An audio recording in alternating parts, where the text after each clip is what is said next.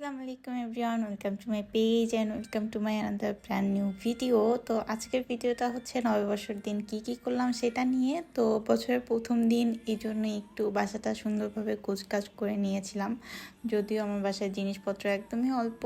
আর সকালের তো নববর্ষের কমন আইটেম ইলিশ মাছ ভাজা, এরপরে হচ্ছে মরিচের একটা ভর্তা করেছিলাম, আলু ভর্তা, ডাল ভর্তা, সাথে হচ্ছে পান্তা ভাত। আর এদিন হচ্ছে আমাদের বাসায় গেস্টও ছিল। গেস্ট বলতে হচ্ছে শারমিন আর শোভন আসছিল। যেহেতু আমরা একা আছি তো ওদেরকে আসতে বলছিলাম, আর আনফর্চুনেটলি হচ্ছে সকালবেলা আমি আমার হাতটা কেটে ফেলি। তো যাই হোক, এরপরে রান্নাবান্নার মাঝখানে তো আর কোনো ক্লিপস নেওয়া হয় নাই।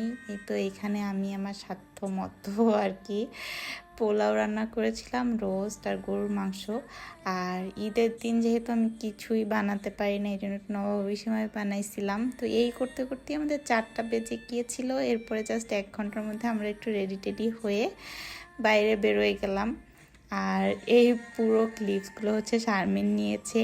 আমি তো বাইকে উঠলে আর ফোনই বের করি না, আমার খুব ভয় লাগে। তো আমরা হচ্ছে একটু কুষ্টিয়ার দিকে যাচ্ছিলাম, যেহেতু আমরা হচ্ছে ভার্সিটির ফ্রেন্ড, তো একসাথে হলেই আমরা ভার্সিটিকে খুব মিস করি। তো এরপরে আয়াতা শোভন ওরা বললো যে চলো তাহলে হচ্ছে কুষ্টিয়া ভার্সিটিতে একটা রুম মেরে আসি, যেহেতু একটা ফেস্টিভের দিন।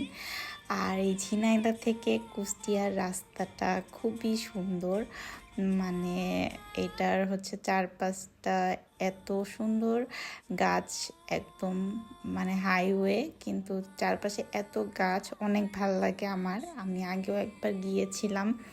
তো এই তো এই বাইক রাইডটাই অনেক মজার ছিল। আমি আর আয়াত বলতেছিলাম যে এইটাই হচ্ছে আজকের ডেট, মানে লং ড্রাইভের। এরপরে আমরা ভার্সিটির ভিতরে গিয়ে আরও 2জনকে পেয়ে গেলাম, ওরা হচ্ছে একদম নিউলি ওয়েডেড কাপল। তো এরপরে আমরা সবাই হচ্ছে একটু আইসক্রিম খেলাম, গল্প গুজব করলাম, কে কোথায় আছি, কীভাবে কাটতেছে এইসব নিয়ে। এরপরে আমরা চটপটি খেলাম, আর এই যে শারমিনের প্লেট, ও হচ্ছে হালিম নিয়েছিল।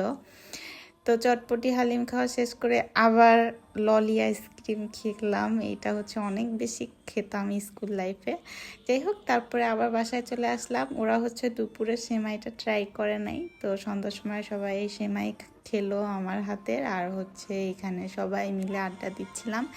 এই করে করেই হচ্ছে প্রায় 10টা বেজে গিয়েছিল। আর এইটাই ছিল আমাদের নববর্ষের সেলিব্রেশন।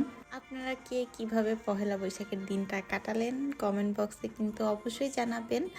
আর আপনাদের সবাইকে অনেক অনেক বেশি ধন্যবাদ আমার ভিডিওগুলো দেখার জন্য।